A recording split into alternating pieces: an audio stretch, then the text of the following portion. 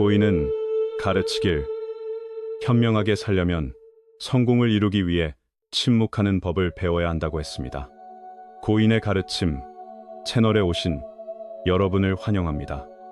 여러분도 잘 아시다시피 삶에서 말은 사람과 사람을 이어주는 도구이지만 동시에 말 한마디가 오해와 갈등을 낳기도 합니다. 고인은 또 말했습니다. 말을 배우는 데는 2년이 걸리지만 침묵을 배우는 데는 평생이 걸린다. 침묵은 나약함이 아니라 지혜와 담대함의 표현입니다. 적절한 때에 침묵할 줄 아는 사람은 사물을 꿰뚫어보고 마음의 평정을 지키며 성공을 위한 단단한 토대를 마련합니다. 또 이런 말이 있습니다. 말하기 전에 혀를 7번 굴려라. 이는 모든 말을 다 내뱉을 필요는 없으며 때로는 침묵이 화려한 말보다 더 큰 가치가 있음을 일깨워줍니다. 침묵을 배우는 것 또한 하나의 지혜다. 물이 깊을수록 흐름은 느리고 귀한 사람일수록 말은 차분하다. I intend. 우리는 말을 배우는데 2년이면 되지만 침묵을 배우는 데는 평생이 필요합니다. 어느 마을에 중년의 아버지와 아들이 함께 살고 있었습니다. 어느 날 날씨가 좋아 아버지는 아들을 숲으로 산책하자고 했고 아들은 몹시 신이 나서 아버지와 함께 길을 나섰습니다. 두 사람은 굽이진 길목에 이르러 잠시 멈췄습니다. 짧은 침묵이 흐른 뒤 아버지가 물었습니다. 아들아, 새소리 말고 또 무엇이 들리니? 아들은 한참 귀 기울이다가 대답했습니다. 아버지, 마차 소리도 들려요. 안드신가? 아버지가 다시 말했습니다. 그래, 빈 마차다. 아무것도 싣지 않은 마차. 인쿠슈, 딴나세, 유언. 아들은 놀라 되물었습니다. 우린 아직 마차를 보지도 못했는데 어떻게 빈 마차인 줄 아세요? 아버지는 답했습니다. 소리만 들어도 알 수 있단다. 마차가 비어 있을수록 소리는 더 크지. 예수노타와 훗날 아들은 자라 총명하고 유능하며 성공한 사람이 되었습니다. 누군가 허풍 섞인 말로 거칠게 떠들며 자신만 옳다 우기고 거만하게 남을 깎아내리는 모습을 볼 때마다 그는 아버지의 말을 떠올렸습니다. 마차가 비어 있을수록 소리는 더 크다. 2. 1 BS.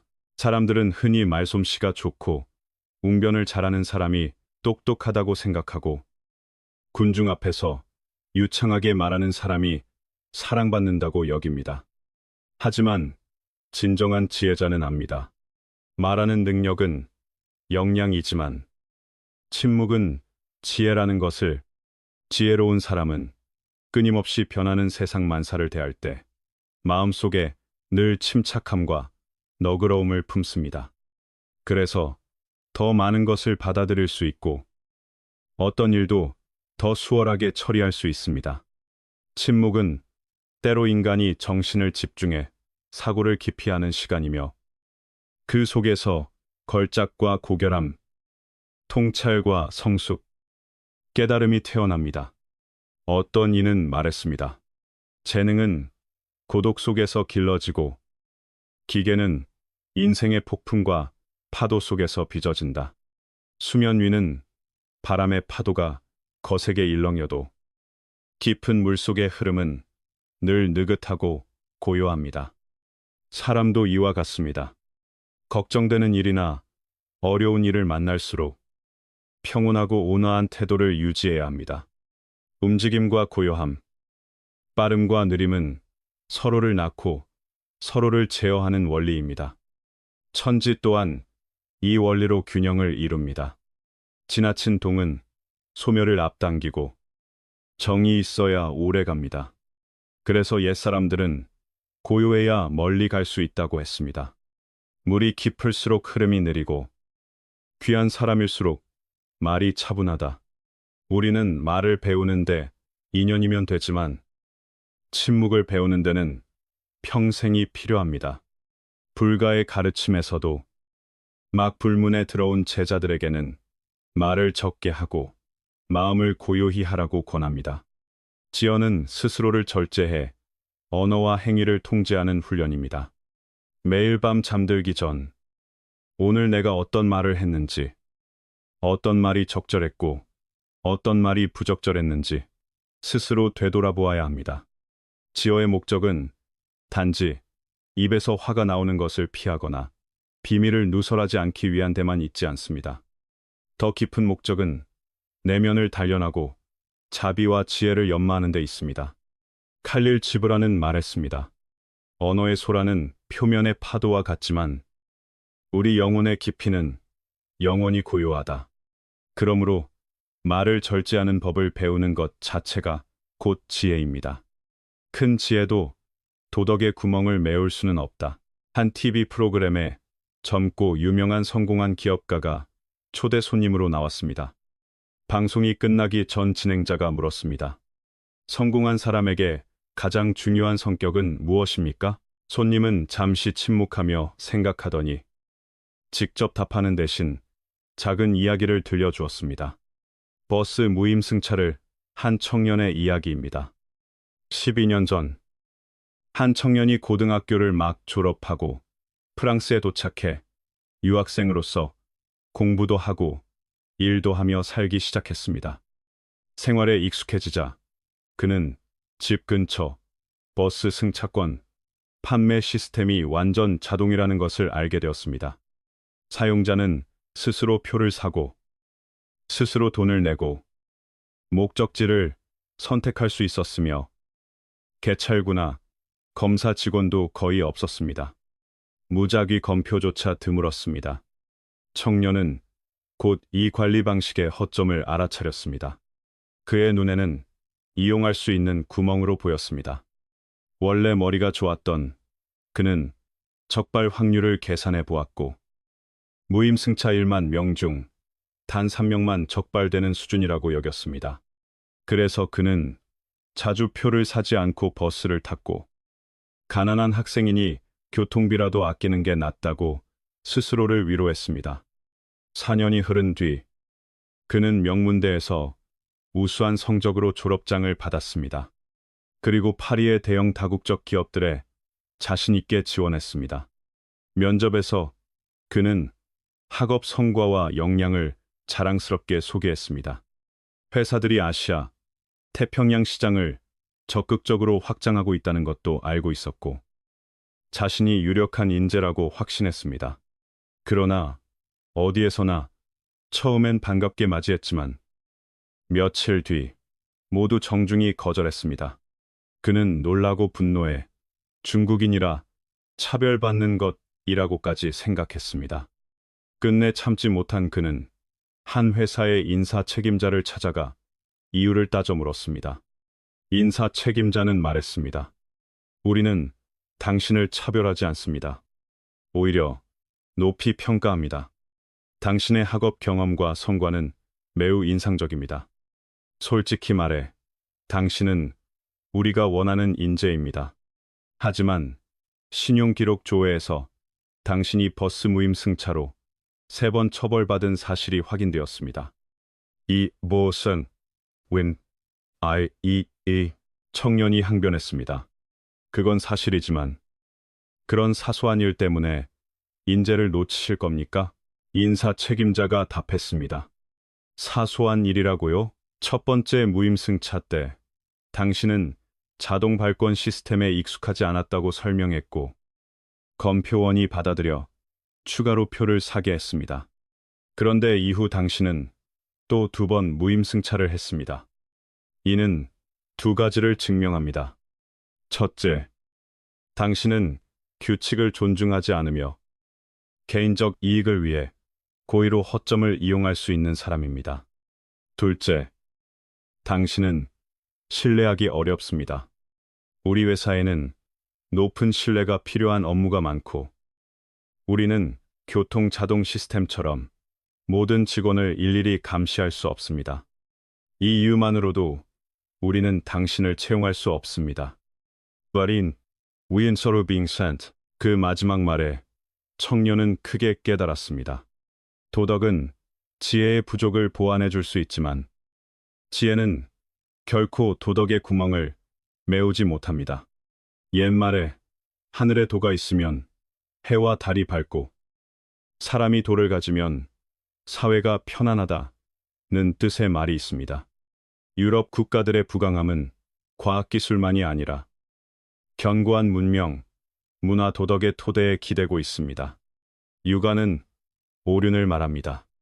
임금과 신하의 의리, 부모와 자식의 효, 부부의 정과의, 형제의 질서, 친구 사이의 신뢰, 또한 삼강과 오상을 통해 인간이 어떻게 대해야 하는지를 가르칩니다. 이러한 것들이 중국, 베트남, 일본, 한국에 이르기까지 동아시아 고대 사회의 질서와 도덕을 지탱해 왔습니다. 평민이든 고관이든 아이든 노인이든 사회, 정치, 경제의 관계는 모두 그 도덕적 기반 위에 세워져 왔습니다. 직설도 선한 마음이 있어야 하며 듣는 이를 상처내지 말아야 한다. 회사 연말 연회 자리에서 한 남자 직원이 새 옷을 입은 여자 동료를 보았습니다. 몸에 딱 붙는 옷이어서 그녀의 통통한 체형이 더 도드라져 보였습니다. 그는 곧장 말했습니다. 솔직히 말할게요. 옷은 예쁜데 당신이 입으니까 마치 화려한 비단을 큰 항아리에 걸친 것 같아요. 너무 보기 안 좋아요. 살이 너무 쪘잖아요. 도킹, 그 도킹의 스테링. 여자 동료는 분노와 수치심에 그 자리에서 연회를 뛰쳐나갔고 그 이후로 그 남자에게 단 한마디도 하지 않았습니다.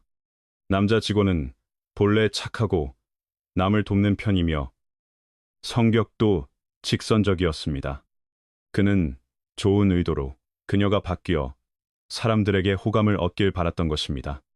그러나 그는 능력도 있고 책임감 있게 일했는데도 동기들은 승진을 거듭하는 동안 그는 고급 전문 기술자 자리에만 머물렀습니다.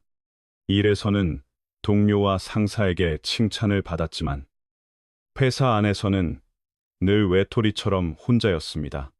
그의 조언을 들은 동료들 대부분이 그와 가까이 지내길 꺼렸기 때문입니다. 그는 종종 생각했습니다. 나는 입은 거칠어도 마음은 부처야. 말만 그럴 뿐 속마음은 나쁘지 않아. 야오사이. 하지만 비판받는 사람의 입장이 되어보면 과연 편할까요? 분명 직설이 선한 마음에서 나왔다 해도 표현 방식을 고려하지 않으면 나쁜 결과를 낳을 수 있습니다. 선한 마음으로 선행을 하려 해도 상대가 받아들일 수 있는 정도를 고려하지 않으면 말은 상처를 주고 분노와 반감을 키우며 그 직설은 어느새 악한 말이 됩니다. 옛말에 병은 입으로 들어오고 화는 입에서 나온다는 말이 있습니다. 그 엔지니어는 선량하고 곱고 유능했지만 말 때문에 숱한 화를 입었습니다. 그로 인해 승진 기회를 잃고 고립되어 외롭게 지냈습니다. 그는 악한 말이란 욕설이나 저주라고만 생각했을지 모르지만 남을 상처내는 직설 또한 결코 덜 잔인하지 않습니다. 옛사람들은 말했습니다. 칼이 몸을 베면 상처는 쉽게 아물지만 악한 말이 마음을 베면 원한은 오래간다. 또 지간트, 조언과 비판도 하나의 예술입니다. 회사 동료에게 한마디 한 것으로도 인간관계와 커리어를 망칠 수 있는데 상사나 권력자에게 같은 방식으로 말했다면 결과는 더 심각할 수 있습니다. 연자의 기교 있는 간언에서 배우는 교훈. 이야기는 제나라 제상연자의 일화입니다. 제 경공은 사냥을 좋아했고 특히 매를 몹시 아꼈습니다. 한 번은 매를 기르던 축주가 부주의로 매 한 마리를 놓쳤습니다. 왕은 크게 노해 그를 참수하라고 명했습니다. 연자가 급히 달려와 말했습니다. 축주는 큰 죄가 셋이나 있습니다. 어찌 이렇게 가볍게 보내겠습니까? 대왕께서 허락하신다면 먼저 그의 죄를 공표한 뒤 처형하겠습니다. 나스가루 위얼 경공이 허락하자 연자는 군중 앞에서 큰 소리로 말했습니다. 축주야, 대왕의 매를 길러 놓치게 했으니 이것이 큰 죄, 첫째다. 대왕이 매 때문에 사람을 죽이게 만들었으니 이것이 큰 죄, 둘째다. 만약 사람이 죽는다면 천하가 대왕께서 사람보다 매를 더 중히 여긴다고 알게 될 것이니 이것이 큰 죄, 셋째다. 유라나웨이 말을 마친 연자는 왕에게 아뢰었습니다. 대왕이시여, 이제 처형하셔도 됩니다. 고릉세이 경공은 얼굴이 붉어져 손을 내저었습니다. 참수하지 마라. 그대의 뜻을 알겠다. 인데나 구서로 모리센춘 아센춘 만약 연자가 정면으로 왕을 꾸짖었다면 그의 말은 받아들여지지 않았을 것이고 오히려 파면되거나 목숨까지 잃었을지도 모릅니다. 그러나 그는 표현을 교묘히 하여 정직함을 지키면서도 왕이 스스로 깨닫게 만들었습니다. 이것이 바로 부드럽게 묶어 단단히 거두는 말의 기술입니다. 옛말에 말하기 전에 혀를 여러 번 굴려라는 가르침은 말의 적절함을 제고해 상처를 줄이고 원하는 효과를 얻기 위함입니다. 사람은 물과 같으면 어떤 일도 결국 이룰 수 있다. 어떤 청년이 가장 친한 직장, 동료에게 배신당해 모든 것을 잃었습니다. 그는 너무 괴로워 삶을 포기하고 강에 몸을 던지려 했습니다. 강가에 이르렀을 때 한 현자가 말없이 물결을 바라보고 앉아 있었습니다. 청년은 자신의 처지를 모두 털어놓았습니다. 현자는 미소 지으며 그를 집으로 데려가 지하실에서 단단한 얼음덩어리 하나를 가져오게 했습니다. 청년은 뜻을 알 수 없었지만 시키는 대로 했습니다. 현자는 말했습니다. 힘껏 이 얼음을 쪼개보게. 용가츠마, 용가츠마, 용가츠마. 청년은 도끼를 들고 온 힘을 다해 내리쳤지만 강한 충격에도 겨우 작은 흔적만 남았습니다. 그는 헐떡이며 고개를 저었습니다. 너무 단단해요. 완가수레, 인디용가수레. 현자는 아무 말 없이 얼음덩어리를 화로에 넣었습니다. 온도가 오르자 얼음은 서서히 녹아내렸습니다. 현자가 물었습니다. 이걸 보고 무엇을 깨달았나? 청년이 답했습니다. 제가 얼음을 상대하는 방식이 틀렸습니다. 인데시에 안드렌 타처로, 안드렌 타처로. 현자는 고개를 저었습니다. 청년은 난처해하며 가르침을 청했습니다. 현자는 진지하게 말했습니다. 내가 보여주고 싶은 것은 인생의 7가지 경지다. 큰치르락드 공공 첫째, 강인한 의지. 얼음은 본래 물이지만 물보다 수백 배 단단합니다. 더 차갑고 혹독한 환경일수록 강철 같은 성질을 드러냅니다. 이것이 성공하는 사람의 첫째 경지, 강인한 의지입니다. 둘째, 결속의 힘. 물이 기체가 되면 눈에 보이지 않지만 일정한 범위 안에서 함께 모이면 거대한 결속력을 만들어냅니다. 이것이 둘째 경지입니다. 셋째, 포용과 정화. 물은 만물을 깨끗이 씻습니다. 세상이 아무리 더럽고 탁해도 물은 불평 없이 받아들이고 정화합니다. 시간이 지나면 스스로도 맑아집니다. 이것이 셋째 경지, 포용과 수용입니다. 넷째, 유연함으로 강함을 이긴다. 물은 부드러워 보이지만 장애물을 만나면 끝없이 끈질깁니다. 바위를 만나면 흐름을 바꾸고 시간이 지나면 바위마저 닳게 합니다. 이것이 넷째 경지, 유로 강을 이김입니다. 다섯째, 어떤 환경에도 적응한다. 물은 위로 올라가 구름이 되기도 하고 아래로 내려가 비가 되기도 합니다. 한 방울 한 방울 모여 강과 샘이 되고 높으면 구름 끝에 닿고 낮으면 바다에 합쳐집니다. 이것이 다섯째, 경지, 적응입니다. 여섯째, 사심 없는 마음. 물은 차가워도 선한 마음을 품습니다. 다투지 않고 만물을 품으면서도 무엇도 요구하지 않습니다. 이것이 여섯째, 경지, 사심 없는 도움입니다. 일곱째, 일을 마치면 물러난다. 물이 모이면 비가 되고 형체를 갖지만 흩어지면 하늘과 땅 사이에 떠돌 뿐 흔적이 없습니다. 이것이 일곱째 경지, 일을 마치고 물러남입니다. 현자가 결론 내렸습니다.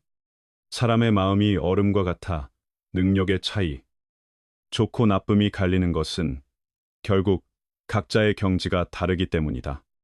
아도스, 이우카르비센, 청년은 크게 깨달아 귀한 가르침에 감사했습니다.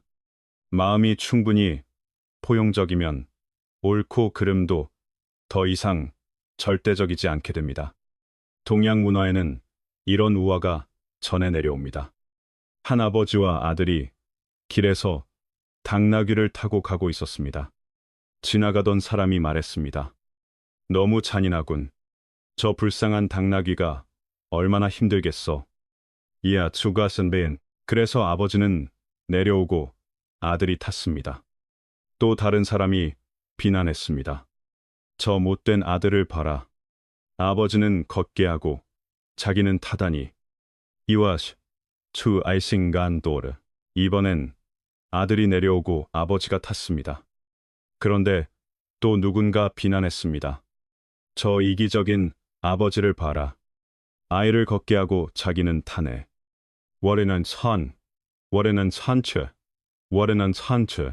그래서 아버지도 내려와 둘이 함께 걸었습니다. 아버지는 생각했습니다. 이제야 괜찮겠지. 하지만 또 다른 사람이 비웃었습니다. 둘 다 어리석군. 당나귀를 비워두고 왜 아무도 안 타지? 이 이야기는 옳고 그름이 늘 분명한 것이 아니며 어떤 문제든 양면이 있음을 보여줍니다. 그래서 끝없는 말다툼은 무의미합니다.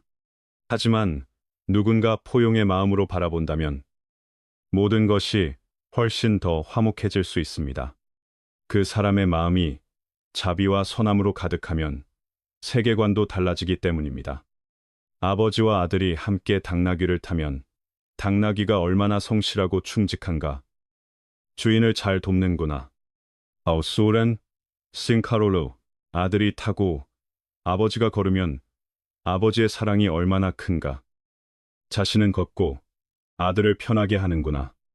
원도우 코스, 원도우 코스. 아버지가 타고 아들이 걸으면 아들의 효심이 얼마나 현명한가. 어른을 공경할 줄 아는구나.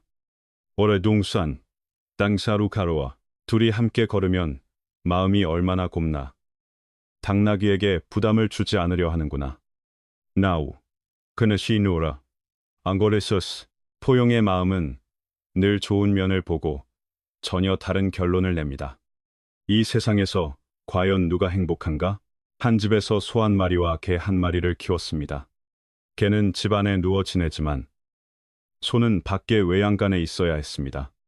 소는 매일 새벽부터 해질 때까지 밭을 갈아야 했고 개는 대문 앞에서 집을 지키기만 하면 됐습니다. 어느 날 일을 마치고 돌아온 소가 너무 지쳐 땅바닥에 드러누워 헐떡였습니다. 개가 지나가다 꼬리를 흔들며 물었습니다. 소가 힘겹게 말했습니다. 너만큼 행복한 존재가 어디 있냐? 먹고 누워만 있잖아. 땡꾸르스더라. 개는 풀이 죽었습니다. 너는 힘들게 일해도 시간이 분명하잖아. 아침에 나가 저녁에 돌아오고 쉬고 씻고 잠도 자지. 하지만 나는 겉보기엔 편해 보여도 늘 마음이 편치 않아. 귀를 세우고 경계해야 해. 한눈 팔아 도둑이라도 들면 난 큰일이야. 내가 행복해 보이니? 소는 그제야 개의 처지를 이해하고 위로했습니다. 맞다. 너도 행복하진 않구나. 너 말을 듣고 보니 우리 둘 다 고생이야. 지고서는 이박 서명다. 소가 덧붙였습니다. 아마 하늘의 새와 물속의 물고기만이 진짜 행복할 거야. 자유롭게 다니고, 먹이 찾기 싫으면 놀러 다니고, 종살이도 안 하잖아. 요그는 산타. 그때 나뭇가지에서 깃털을 고르던 새가 고개를 들어 말했습니다. 소 형님, 그건 모르시는 말이에요. 우리는 자유롭지만 먹이를 찾아 뛰어다녀야 겨우 먹고 살아요. 위험도 늘 도사리고 있어 언제든 목숨을 잃을 수 있죠. 형님들은 조금 답답해도 하늘을 이불 삼아 눕는 신세는 아니고 먹을 것, 입을 것도 크게 걱정하지 않잖아요. 오히려 형님들이 더 행복해요. 아이칸솔 워스튜네 같은 소와 개는 한숨을 쉬었습니다. 정말 누구나 자기만의 고통이 있고 누가 더 행복하다고 단정하기 어렵습니다. 사람은 흔히 남의 행복을 부러워합니다. 하지만 뒤돌아보면 내 삶 또한 누군가가 부러워하는 삶일 수 있습니다. 사실 모두가 나름의 행복을 누리고 있는데 그 행복은 종종 남의 눈에 더 선명히 보일 뿐입니다. 그러니 이 삶에서 기쁨을 만들고 싶다면 사실 아주 단순합니다. 두 가지 재료만 있으면 됩니다. 하나는 단순한 삶의 방식, 다른 하나는 감사로 가득한 마음입니다. 단순하게 사는 사람은 진솔한 사람입니다. 행복의 비밀은 그뿐입니다. 행복은 족함을 아는 마음에서 옵니다. 이루지 못한 욕망에 집착하기보다 지금 가진 것에 감사하고 만족해 보십시오. 욕심이 적으면 충분함을 느낍니다. 어떤 시처럼 말할 수 있습니다. 무엇이 되는 것인가? 평안하면 된다. 두 바퀴든 네 바퀴든 굴러가면 된다. 돈이 적든 많든 먹고 살면 된다. 못생겼든 예쁘든 보기 괜찮으면 된다. 늙었든 젊었든 건강하면 된다. 부자든 가난하든 화목하면 된다. 남편이 늦게 와도 오기만 하면 된다. 아내가 잔소리해도 나를 사랑하면 된다. 아이가 얌전하든 말썽이든 말만 잘 들으면 된다. 밥 잘 먹고 병 없고 잘하면 된다. 박사든 채소 팔든 다 된다. 집이 크든 작든 살 수 있으면 된다. 명품이든 아니든 입을 수 있으면 된다. 번뇌가 많아도 내려놓을 줄 알면 된다. 고집이 새도 부끄러움을 알면 된다. 돈이 있다고 다 되는 게 아니다. 마음이 좋고 일이 바르면 운명도 바뀐다. 누가 옳고 누가 그른지는 하늘이 알면 된다. 덕을 쌓고 몸을 닦으면 내세해도 된다. 천지 만물은 인연 따라가면 된다. 많은 일은 멀리 보면 된다. 행복은 때로 아주 단순합니다. 단순하게 살고 가진 것에 감사할 줄 알면 삶은 훨씬 가벼워집니다.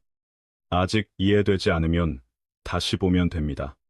돌아서는 순간이 곧 깨달음의 언덕이다. 사람은 미혹 속에서 살지만 미혹의 바다와 깨달음의 언덕은 고작 한 번 돌아서는 것 차이일 뿐입니다. 아주 오래전 산골에 서림이라는 작은 마을이 있었습니다. 주민은 몇백 가구뿐이었고 농사와 가축으로 생계를 이었습니다. 풍족하진 않아도 사람들은 대체로 순박하고 선량했습니다.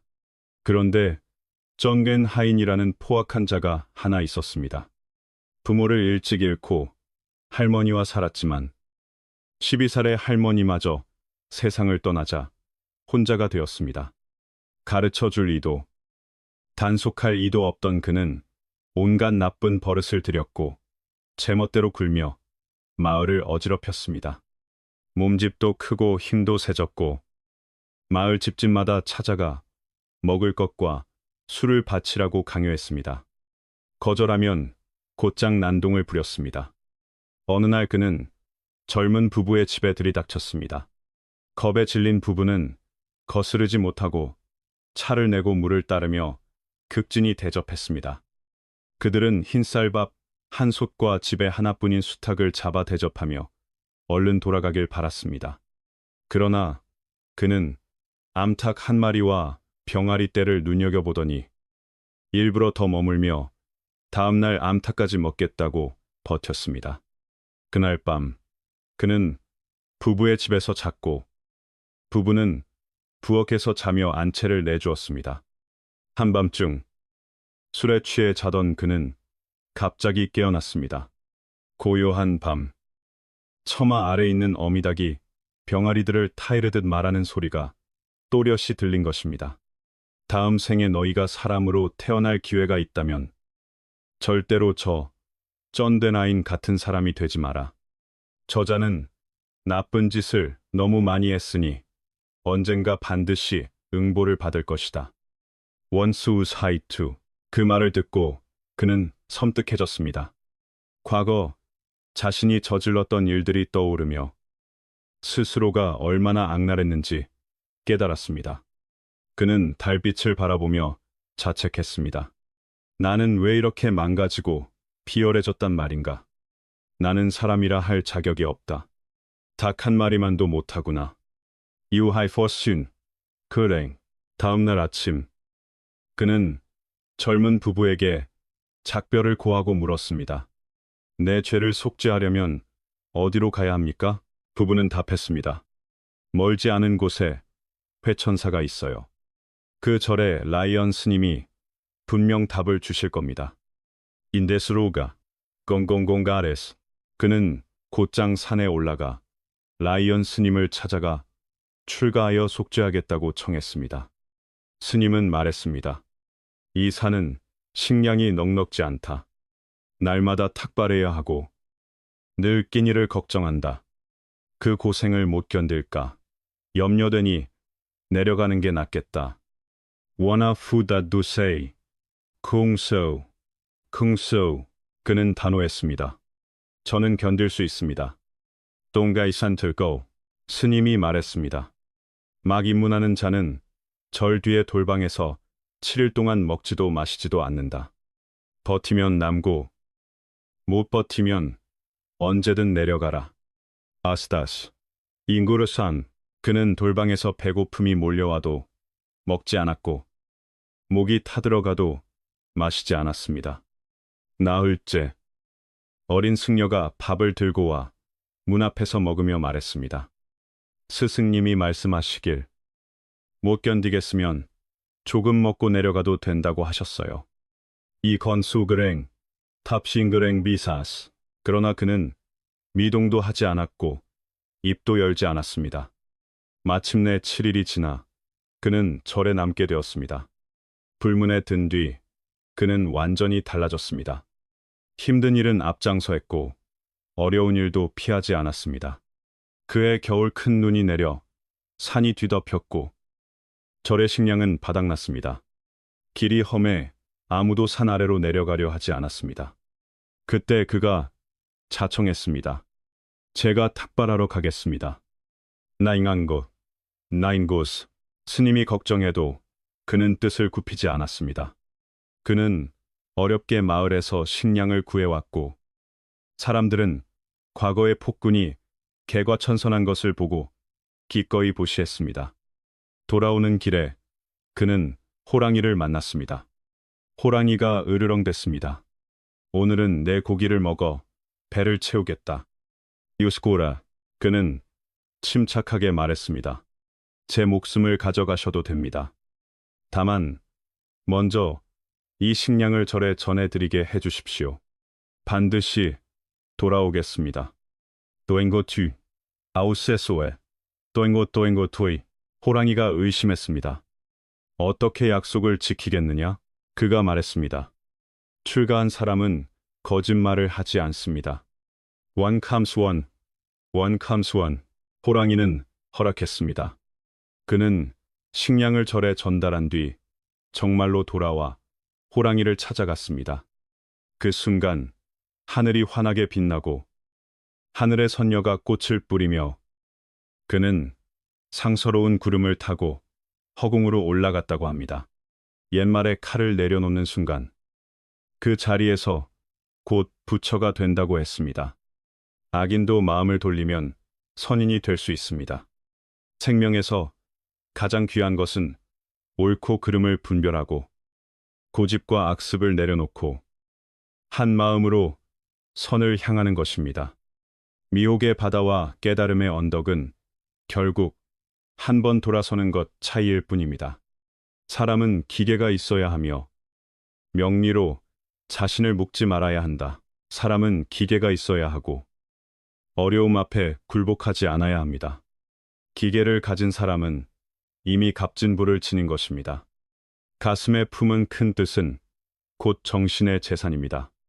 마이크의 아버지는 증권거래소의 평범한 직원이었습니다.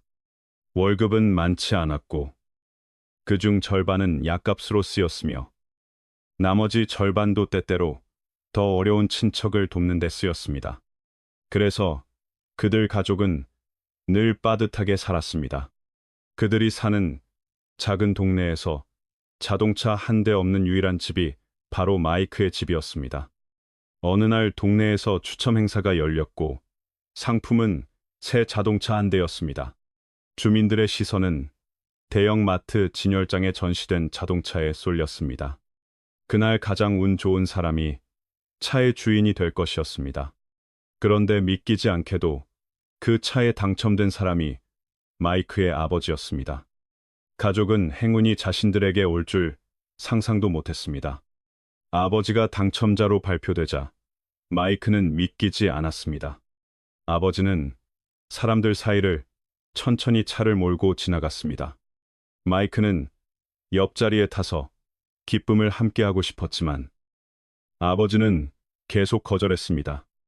마지막에는 아버지가 언성을 높이기까지 했습니다. 비켜라. 나 좀 조용히 있게. 다수 아즈워너. 마이크는 이해할 수 없었습니다. 집에 와서 엄마에게 말하자 엄마가 조용히 설명했습니다. 너 아빠를 오해했구나. 아빠는 지금 도덕적인 문제를 생각하는 중이야. 곧 옳은 답을 찾으실 거야. 워스와이 싹 콩콩 뚜라나. 마이크는 더 혼란스러웠습니다. 왜 도덕 문제가 돼요? 우리가 복권에 당첨됐잖아요. 툰땡. 요리쇼온가스. 엄마는 마이크를 탁자로 데려가 표 2장을 가리켰습니다. 하나는 348번, 다른 하나는 349번이었습니다. 엄마가 말했습니다. 표를 살 때 아빠가 상사표도 하나 대신 사주겠다고 했단다. 상사는 대수롭지 않게 알겠다고 했지만 아마 잊었을 거야. 또 주농고비싱, 또렌다산. 마이크는 화가 나 소리쳤습니다. 차는 당연히 아빠 거예요. 상사는 부자잖아요. 이 차가 필요하겠어요? 엄마는 차분히 말했습니다. 아빠가 스스로 결정하게 두렴. 아빠는 무엇이 옳은지 알고 계셔. 도켄게리오스, 앙게리스와스. 다음 날 마이크의 아버지는 상사에게 전화해 자동차를 돌려주었습니다. 그날 오후 상사는 담배 한 갑을 건네고 차를 몰고 갔습니다. 훗날 마이크가 어른이 되어 자기 차를 갖게 되었을 때 그는 인생의 굴곡을 겪으며 엄마의 말이 무슨 뜻인지 완전히 이해했습니다. 마이크가 감격해 말했습니다. 기계를 가진 사람은 이미 부자입니다. 아버지가 차를 돌려드리기 위해 전화를 걸던 그 순간이 우리 가족이 가장 부유했던 순간이었어요. 인가, 토이, 워레숨, 안더위천츠. 이 이야기는 명리 때문에 기계를 잃는 이들에게 경종이자 깊은 교훈입니다.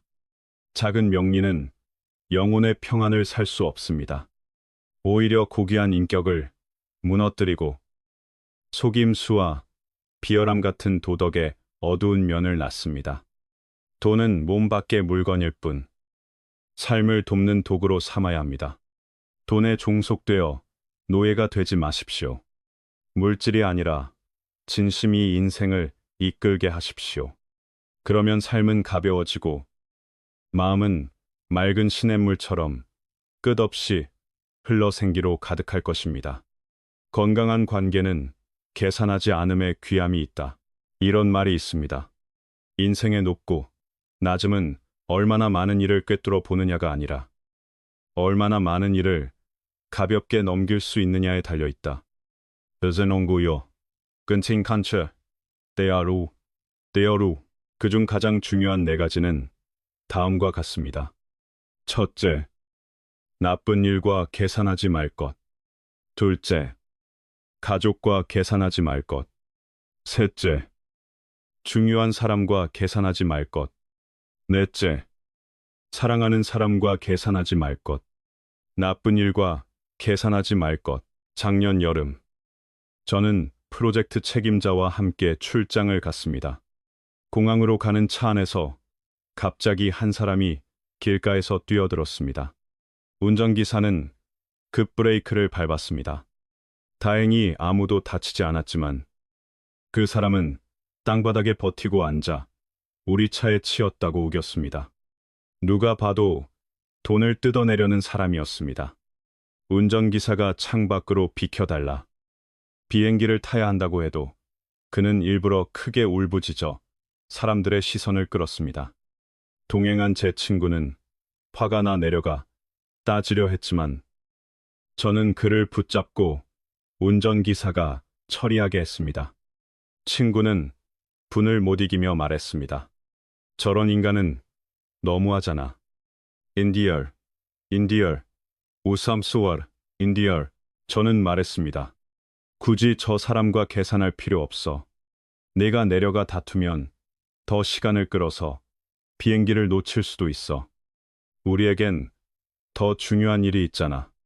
옌, 통드소야. 삶에는 피하기 어려운 나쁜 일이 있습니다. 그런 일은 신발 속 모래처럼 발만 아프게 할 뿐입니다. 꺼내버리면 됩니다. 그런 모래 앞에서는 없는 셈 치는 게 가장 좋습니다. 당신의 시간은 너무나 소중합니다. 옳고 그름을 끝까지 가리려 들면 인생의 뜸에 쉽게 빠집니다. 바보는 절대 이길 수 없다. 그들은 너를 자기 수준으로 끌어내린 뒤 자기 경험으로 이긴다는 말도 있습니다. 해야 할 일은 계속 위로 향하고 불필요한 소란을 최대한 피하는 것입니다. 가족과 계산하지 말 것. 제게 먼 친척 한 사람이 있었습니다. 예전에는 사소한 일에도 가족과 크게 다퉜습니다. 어머니가 안정적인 일을 구해주려 했지만 그는 안주하기 싫다며 밖에서 성공하겠다고 고집했고 결국 집을 나가며 다시는 안 돌아오겠다 고까지 말했습니다. 그러나 밖에서 일자리를 여러 번 구해도 뜻대로 되지 않았습니다. 어머니는 소식을 듣고 돈을 보내며 전화로 위로하고 몸을 챙기라고 타일렀습니다. 그제야 그는 불효를 후회했습니다. 그런데도 가족은 그를 탓하며 계산하지 않았습니다. 우리는 작은 관점 차이 때문에 독서를 퍼부어 말로 가장 사랑하는 사람의 가슴을 찌를 때가 많습니다. 우리가 가장 상처내고 있는 상대가 바로 우리를 가장 사랑하는 사람이라는 사실을 잊습니다. 가족과는 사소한 다툼을 피하십시오. 가족과 다투면 이기든 지든 결국 지는 것입니다. 중요한 사람과 계산하지 말 것. 얼마 전 저는 사업 파트너와 축구 경기를 함께 봤습니다. 우리는 서로 다른 팀을 응원했고 제 팀이 한 골 앞서자 그는 불만을 드러냈습니다. 처음엔 심판 판정 탓을 하더니 나중엔 자기 팀 컨디션이 나쁘다고 투덜댔습니다. 저는 처음부터 끝까지 한마디도 하지 않고 조용히 경기를 봤습니다. 이후 함께 식사하며 대화했습니다. 친구가 물었습니다. 저렇게 말도 안 되는 소리를 하는데 왜 한마디 안 했어? 저는 답했습니다. 나는 중요하지 않은 일로 중요한 사람과 계산하지 않아. 인데이, 공간 빚은 사람마다 고집이 있고 저도 마찬가지입니다. 한 번 믿으면 쉽게 바뀌지 않죠. 그래서 남을 억지로 설득하려 들지 않습니다. 각자의 선택을 존중하는 것은 타협이 아니라 이해와 사랑의 표현입니다. 사랑하는 사람과 계산하지 말 것. 제 친구는 남자친구와 늘 다정하고 사이가 좋았습니다. 저는 비결을 물었고 친구는 말했습니다. 우리가 다툴 때마다 남자친구는 나와 계산하지 않아. 누가 맞든 틀리든 먼저 미안하다고 해. 나도 작은 일로 싸우지 않고 이해하려고 해. 양코, 똥미서스로 가도 그들은 사랑을 평온한 공감으로 바꾸어 어떤 풍파도 넘어갔습니다. 삶에는 자잘한 일이 너무 많습니다. 하나하나 따지면 끝없는 다툼만 남아 마음이 지칩니다. 가족이든 친구든 연인이든 사소한 일로 계산하지 마십시오. 결국 관계만 해치고 자신만 외로워질 뿐입니다. 이 세상에서 우리 모두는 잠시 스쳐가는 나그네입니다. 무엇을 그리 따질 필요가 있겠습니까? 인생의 성공을 가르는 것은 품성이다. 성공과 실패의 차이는 단지 더 많이 일하거나 더 근면해서만은 아닙니다. 남보다 더 똑똑하고 계략이 뛰어나서만도 아닙니다. 핵심은 인내라는 한 글자에 있습니다. 어느 산에서 두 사람이 신선에게 희귀한 영약을 다리는 법을 전수받았습니다. 영약을 만들기 위해선 까다로운 조건을 지켜야 했습니다. 단오에 맞는 날을 고르고 가장 단단한 쌀알을 주우며 산의 첫 번째 녹은 얼음에서 나온 샘물을 쓰고 천년된 흙으로 구워 만든 도기를 사용하며 초여름 첫 햇살을 받은 연잎으로 입구를 덮어 봉해야 했습니다. 재료와 샘물을 섞어 항아리에 봉한 뒤 49일을 기다려야 했고 닭이 3번 울고 난 새벽에만 항아리를 열어 영약을 꺼낼 수 있었습니다. 두 사람은 비법을 꼼꼼히 기억하고 재료를 구하러 길을 떠났습니다. 수많은 고생을 하며 산을 넘고 물을 건너 바람 맞고 땅에 눕는 세월을 보냈습니다. 마침내 재료를 모두 모아 항아리에 봉하고 정성을 다해 49일을 기다렸습니다. 49일째가 가까워지자 둘은 설레어 밤새 잠을 이루지 못했습니다. 첫 번째 닭, 울음이 길게 울렸고 이어 두 번째, 울음이 느리고 낮게 들렸습니다. 그런데 세 번째 울음이 끝내 들리지 않았습니다. 마음은 불에 타는 듯 조급했습니다. 결국 한 사람이 참지 못했습니다. 이미 49일을 기다렸는데 닭이 한 번 더 우는 게 무슨 차이를 만들겠어? 그는 서둘러 항아리를 열었습니다. 영약이 반짝일 거라 기대했지만 안에는 탁하고 누런 무릉덩이뿐이었고 쉬고 쓰며 역한 냄새까지 났습니다. 그는 후회했으나 돌이킬 수 없었고 결국 그 물을 버릴 수밖에 없었습니다. 다른 한 사람도 초조하기는 마찬가지였지만 그는 여러 번 뚜껑을 열려다 이를 악물고 손을 거두었습니다. 마침내 세 번째 닭 울음이 하늘까지 울려 퍼지고 붉은 해가 동쪽에서 떠오를 때 그는 떨리는 손으로 항아리를 열었습니다. 항아리 안에서 찬란한 빛이 흘러나왔습니다. 그것은 정말로 세상에 드문 영약이었습니다. 성공한 사람도 많지만 실패한 사람도 적지 않습니다. 차이는 더 많이 일하거나 더 근면하거나 더 똑똑한 데 있지 않습니다. 차이는 버티는 힘과 인내에 있습니다. 때로는 1년, 1일, 혹은 닭울음 한 번만 더 견디는 것이 모든 차이를 만듭니다. 내려놓음은 스스로를 해방시키는 일이다. 세상에는 얻지 못한 것, 잃어버린 것을 끝없이 따시며 심지어 모든 것을 걸고 집착하는 사람이 많습니다. 하지만 그것은 얼마나 안타까운 일일까요? 예전에 한 여고생이 어머니를 잃고 교실에서 하루 종일 울었습니다. 고통의 삶의 의욕을 잃었고 보는 이마다 안타까워했습니다. 친구들이 위로해도 소용이 없었습니다. 어느 날 담임 선생님이 물 한 컵을 들고 교실에서 물었습니다. 이 물컵은 무게가 얼마나 될까? 학생들은 제각각 말했습니다. 어떤 이는 20g, 어떤 이는 50g이라고 했습니다. 선생님이 웃으며 말했습니다. 사실 이 컵이 몇 g인지는 중요하지 않다. 중요한 건 얼마나 오래 들고 있느냐다. 1분 들면 누구나 괜찮다. 1시간 들면 팔이 아플 것이다. 하루 종일 들면 마비될 정도로 지쳐 결국 떨어뜨릴 것이다. 도무서라양, 도무서라양, 도무서라양. 선생님은 그 여학생을 보며 말했습니다.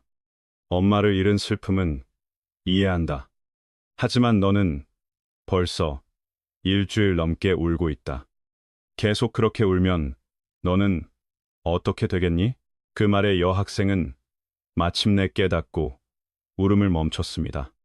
물컵의 무게는 변하지 않지만 오래 들수록 점점 더 무겁게 느껴집니다. 사람마다 고민이 있습니다. 그러나 문제를 만나면 대부분 자기 고통이 가장 크다고 여기고 계속 곱씹습니다.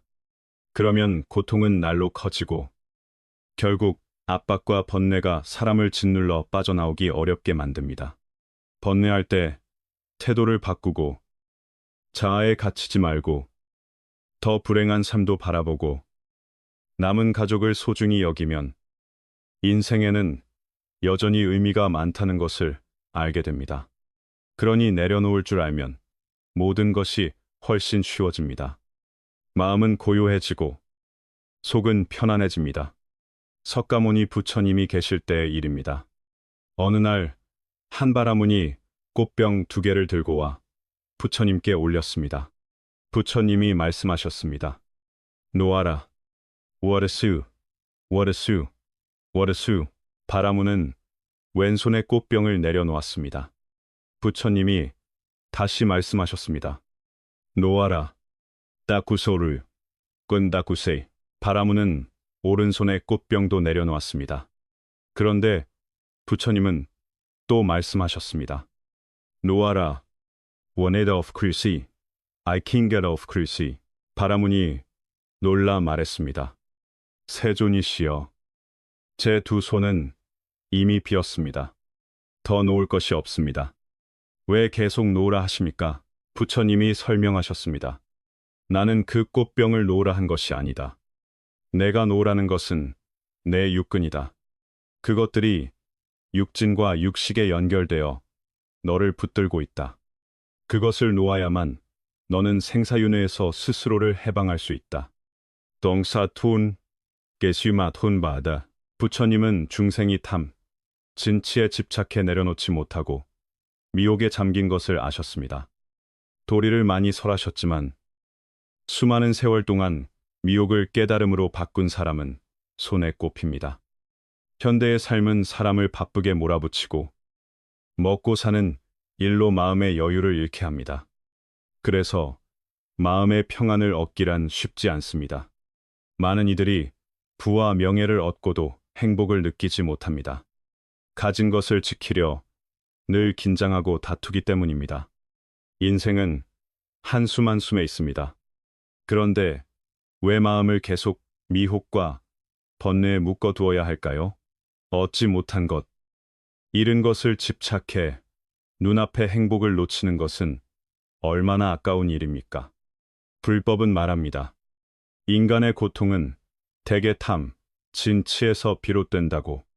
그러니 불행하게 만드는 집착을 내려놓을 수 있다면 반드시 평온하고 안락해질 수 있습니다. 내려놓음 자체가 지혜이며 내려놓을 줄 알아야 행복해질 수 있습니다. 물러남은 패배가 아니라 승리를 위한 도약이다. 옛말에 한 걸음 물러서면 하늘도 높고 바다도 넓다. 세 걸음 물러서면 평안과 행복이 있다고 합니다. 양보는 나약함이 아니라 지혜와 포용, 고결함의 표현입니다. 물러날 줄 아는 사람이야말로 진정한 승자입니다. 어느 날 먹이를 찾던 늑대가 몹시 배고팠지만 사냥감이 보이지 않았습니다. 그때 통통한 염소 한 마리를 만났습니다. 늑대가 다가가 말했습니다. 넌 정말 기름진 먹잇감이다. 오늘은 널 먹어 배를 채우겠다. 네, 요소. 염소가 재빨리 답했습니다. 네가 날 먹겠다니 어쩔 수 없지. 하지만 한 가지 말해 두겠다. 나는 보통 약한 염소가 아니다. 내 힘은 황소도 이긴다. 믿기 어렵다면 한번 시험해봐라. 괜찮아. 원턴다. 늑대는 반신반의하며 큰 황소를 늑대는 반신반의하며 큰 황소를 찾아 시험해보려 했습니다. 염소가 달아날까봐. 늑대는 염소와 황소를 함께 큰 동굴 안으로 몰아넣어 힘겨루기를 시켰고 자신은 동굴 밖에서 지키고 섰습니다. 처음에 늑대는 동굴 안에서 들려오는 격렬한 소리를 들었습니다. 황소의 거친 울음소리, 염소가 달려다니는 발소리가 요란하게 울려 퍼졌습니다. 그런데 시간이 지나자 그 소리는 점점 잦아들더니 마침내 뚝 끊겼습니다. 늑대는 신이 나서 크게 웃었습니다. 허풍 떨던 염소 녀석. 이제 죽었구나. 들어가서 배불리 먹어야지. 늑대가 동굴로 들어가려는 순간 뜻밖에도 염소가 아주 태연하게 걸어 나왔습니다. 늑대는 깜짝 놀라 급히 동굴 안으로 뛰어들었는데 눈앞의 장면에 넋을 잃고 말았습니다. 황소가 땅에 널브러져 있고 머리는 피투성이었으며 뿔은 부러져 있었습니다. 늑대가 황소에게 물었습니다. 대체 어쩌다 이렇게 됐냐? 염소가 널 이겼단 말이냐? 황소는 헐떡이며 말했습니다. 사실 난 염소에게 진 게 아니다. 내가 나 자신에게 진 거다. 내가 온 힘을 다해 들이받을 때마다 염소는 재빠르게 피해버렸고 염소가 피할수록 나는 더 분노의 이성을 잃었다. 결국 이렇게 크게 다치고 말았다. 인디삼 아소냉 이에로이. 늑대는 한숨을 쉬었습니다. 저 염소는 물러섬으로써 나아가는 법을 알고 있었구나. 정말 영리하군. 이커머싸우. 늑대는 다시 염소를 찾아 잡아먹으려 했지만 염소는 이미 멀리 달아나 버려 어디에서도 찾을 수 없었습니다. 이 이야기에서 염소는 약한 처지였지만 위험을 미리 계산할 줄 알았고 지혜로 물러섬을 전진으로 바꾸는 방법을 써서 사나운 황소와 교활한 늑대까지 이겨냈습니다. 우리 삶도 마찬가지입니다. 때로 한 걸음 물러나는 선택이 가장 현명한 선택이 될 수 있습니다. 물러남은 나약함이 아니라 더 멀리 가기 위한 전략입니다. 남의 잘못은 찾기 쉽고 내 잘못은 찾기 어렵다. 어느 남자가 아내가 귀가 잘 안 들리는 것 같아 걱정했습니다. 그는 의사에게 전화해 상담을 받았습니다. 선생님, 제 아내가 난청인 것 같습니다. 제가 말해도 자주 못 듣습니다. 어떻게 해야 할까요? 의사는 간단한 테스트를 알려주었습니다. 병원에 오기 전에 집에서 시험해 보세요. 먼저 아내에게서 12m 떨어져 평소 목소리로 말해보세요. 반응이 없으면 9m, 6m, 3m로 점점 가까이 가며 같은 말을 해보세요. 아내가 대답하는 지점을 확인하면 됩니다. I too know. news. 그날 밤 아내는 부엌에서 요리하고 남편은 침실에 있었습니다. 거리가 딱 12m쯤 됐습니다. 남편은 평소 목소리로 물었습니다. 여보, 오늘 저녁 뭐 먹어? 대답이 없었습니다. 9m쯤으로 다가가 다시 물었습니다. 여보, 오늘 저녁 뭐 먹어? 여전히 반응이 없었습니다. 6m쯤 되는 부엌 문 앞까지 가서 물었습니다. 여보, 오늘 저녁 뭐 먹어? 아내는 계속 요리만 하고 대답이 없었습니다. 이번엔 3미터까지 바짝 다가가 아내 뒤에서 물었습니다. 여보, 오늘 저녁 뭐 먹어? 그제야 아내가 짜증 섞인 얼굴로 돌아서며 크게 말했습니다. 이게 5번째야. 닭고기라고. 길을 가다 돌부리에 걸려 넘어지면 사람들은 흔히 이 못된 돌이 어디서 굴러온 거야 하고 돌을 탓합니다. 정작 자신이 길을 제대로 보지 않은 탓은 잘 돌아보지 않습니다. 남을 탓하고 남의 흠을 찾는 것은 사람에게 흔한 습관입니다. 송나라의 뛰어난 학자 범순이는 자식들에게 늘 이렇게 타일렀다고 합니다. 가장 어리석은 사람도 남을 탓할 때는 놀라울 만큼 똑똑해진다. 하지만 가장 똑똑한 사람도 자기 잘못을 용서할 때는 놀라울 만큼 어리석어진다. 인간수야. 그러므로 남을 판단하듯 스스로를 판단하고 자신을 용서하듯 남을 용서할 수 있다면 반드시 성현에 가까워질 수 있습니다. 남의 잘못만 바라보는 동안 우리는 분노와 원망에 사로잡히고 말도 행동도 거칠어지며 덕을 손상시키고 업을 쌓기 쉽습니다. 오직 시선을 자신에게 돌릴 때에만 결점을 보고 성장할 수 있습니다. 그러려면 선을 향한 결심과 큰 용기가 필요합니다. 함께할 만한 사람인지 보려면 지쳤을 때의 태도를 보라. 지난달 저는 친구와 함께 태산을 등반했습니다. 그때서야 나이가 들수록 의지는 약해지기 쉽다는 말을 뼈저리게 느꼈습니다. 반쯤 올랐을 때 제 다리는 이미 제 것이 아닌 듯 했습니다. 처음엔 서로 챙기고 도왔지만 갈수록 사람들은 남을 신경 쓸 여유가 없어 보였습니다. 어떤 친구가 예전에 이런 말을 했습니다. 등산의 진짜 재미는 정상의 풍경이 아니라 올라가는 사람들의 각기 다른 모습을 보는 데 있다. 그 모습만 모아도 한 권의 책이 된다. 나수리안 바라소리센, 콜린 수리센. 전에는 잘 믿지 않았는데 이번에 정말 절감했습니다. 등산 내내 우리는 젊고 활기찬 대학생 무리와 함께 올라갔습니다. 동아리 활동처럼 단체로 온 듯 했습니다. 저는 시작부터 한 활발한 청년을 유심히 봤습니다. 그는 커다란 배낭을 메고 손에는 무거운 먹을거리 봉투까지 들고 있으면서도 뒤쪽의 여학생들을 독려하며 짐을 들어주고 쉬어도 돼? 하고 물었습니다. 마치 책임감 강한 보호자 같았습니다. 동행한 제 친구도 감탄했습니다. 요즘 90년대생들이 이기적이라고들 하는데 꼭 그렇진 않네. 원슨, 스와킹 유선액. 그런데 중턱쯤에서 상황은 완전히 바뀌었습니다. 처음에 밝던 얼굴들이 지침과 피로로 무거워졌고 그 청년도 말수가 줄며 표정이 험해졌습니다. 누가 말을 걸어도 무시했고 걸어가며 투덜댔습니다. 여자애들은 왜 짐을 그렇게 많이 가져왔대? 처음에 친절은 부담으로 변했습니다.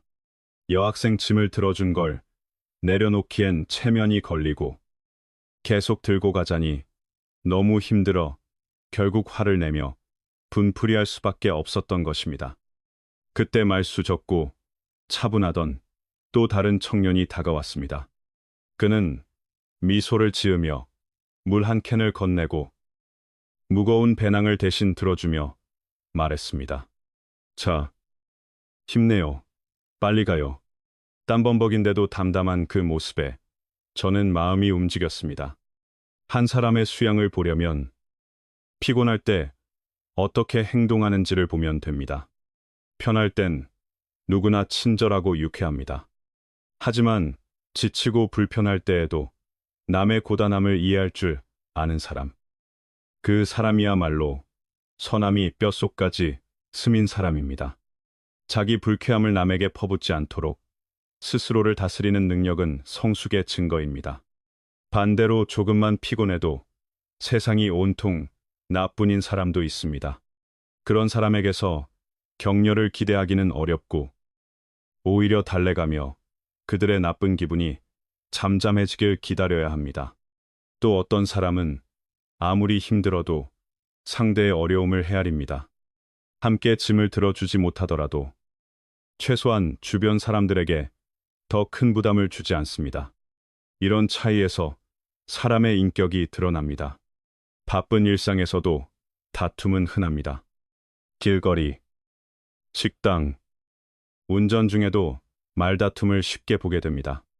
바쁠수록 예민해지고 예민할수록 분쟁은 늘어납니다. 평소엔 점잖던 사람도 피곤해지면 본성이 드러나기도 합니다.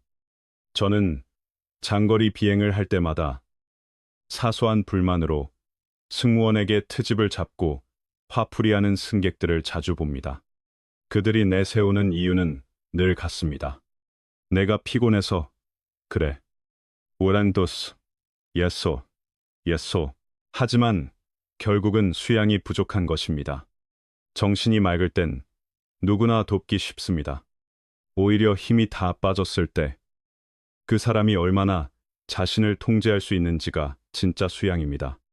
제 상사에게는 황금 규칙이 하나 있었습니다. 한밤중에 내게 이메일 보내지 마라. 잠이 안 온다고 해서 고객을 만나러 가지 마라. 남파워. 고객이 불필요한 야근을 요구해도 그는 거절하고 직원들에게 집에 가서 쉬라고 했습니다. 그는 자주 말했습니다. 잠을 못 자면 괜히 짜증이 늘어난다.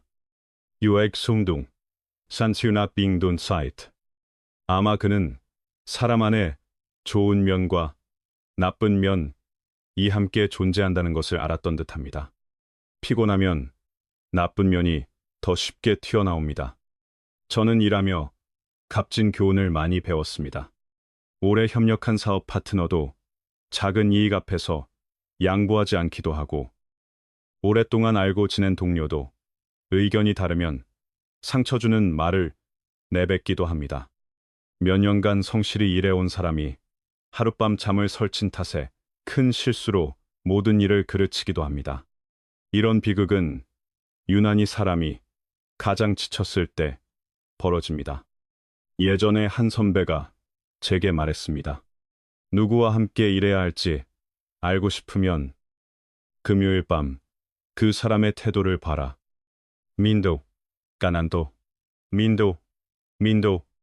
그 뒤 저는 유심히 관찰했고 이런 모습을 보았습니다. 어떤 사람은 가족에게 전화로 소리를 지르고, 어떤 사람은 배달이 마음에 안 든다고 배송기사에게 화를 내고, 어떤 사람은 주말에 야근해야 한다며 동료를 탓합니다. 반대로 어떤 사람은 지친 와중에도 미소를 짓고 도와줄까 하고 묻습니다. 수양이 좋은 사람은 피곤할수록 자기 불쾌함은 스스로 처리해야 한다는 것을 압니다. 남을 잘 대하는 것은 당연한 일이라고 생각합니다. 감사가 마음을 채우면 피로와 고단함도 자연스레 누그러집니다. 진정으로 수양이 좋은 사람은 몸은 지쳐도 마음은 더 유연하고 길게 갑니다. 억지로 참고 버티는 게 아니라 남에게 잘하는 것이 자연스러운 일이라 여기기 때문입니다. 그러한 마음이 쌓이면 피로조차도 그 사람의 내면을 더 빛나게 합니다. 선연이란 무엇일까요? 한 번은 석가모니 부처님께서 제자들과 함께 큰 강가에 이르렀습니다. 강물은 거세게 흐르며 모든 것을 집어삼킬 듯 했습니다. 부처님께서 강가에서 큰 돌 하나를 들어 제자들에게 물으셨습니다. 이 돌을 강에 던지면 가라앉을까? 뜰까? 제자들은 서로를 바라보며 당황했습니다. 돌은 물에 던지면 가라앉는 것이 당연합니다. 그런데 어째서 이런 질문을 하시는 걸까? 하지만 부처님의 말씀에 모순이 있을 리 없기에 제자들은 답했습니다. 세존이시여, 가라앉습니다. 아이소, 딴스빙. 부처님은 가볍게 한숨을 내쉬며 말씀하셨습니다. 그렇다면 이 돌은 선연이 없구나. 나잉띠, 어우스. 제자들은 더 이해하기 어려웠습니다. 돌이 가라앉는 것이 자연스러운 일인데 선연이 있다면 가라앉지 않는 돌도 있단 말인가? 부처님께서 미소 지으며 말씀하셨습니다. 이야기 하나를 들려주마. 세자나 되는 큰 바위가 물에 들어가도 가라앉지 않고 강을 건너 저편으로 갈 수 있으며 물 한 방울도 묻지 않는다면 그 이유가 무엇이겠느냐? 제자들은 더욱 혼란스러워 아무도 답을 하지 못했습니다. 결국 부처님께 설명을 청했습니다. 부처님께서 말씀하셨습니다. 이치는 아주 간단하다. 그 바위는 선연을 만났기 때문이다. 그 선연이 무엇이냐? 바로 배다. 바위가 큰 배 위에 실려 강을 건너면 가라앉지도 않고 젖지도 않는다. 또라이순, 사람도 이와 같습니다. 선연을 만나야 미래가 열리고 좋은 일을 하고 좋은 사람이 될 수 있습니다. 그렇지 못하면 악한 일을 하거나 악한 사람이 되기 쉽습니다. 그러므로 인생에는 삶을 이끌어줄 스승이 필요하고 바른 길을 따라 생명의 진리를 찾도록 해야 합니다. 이것이 인간에게 있어 선연입니다. 제자들은 크게 깨달았습니다. 세상은 흔히 돌처럼 무겁다고 말하지만 돌도 배라는 선연을 만나면 강을 건너 젖지 않습니다. 돌조차도 선연이 있어야 제 역할을 다하듯 사람은 더더욱 올바른 인연과 바른 길을 만나야 합니다. 세상에서 정법을 만나기 어렵고 만나도 깨닫기 어렵고 깨달아도 실천하기는 더 어렵습니다. 하지만 어렵다고 해서 불가능한 것은 아닙니다.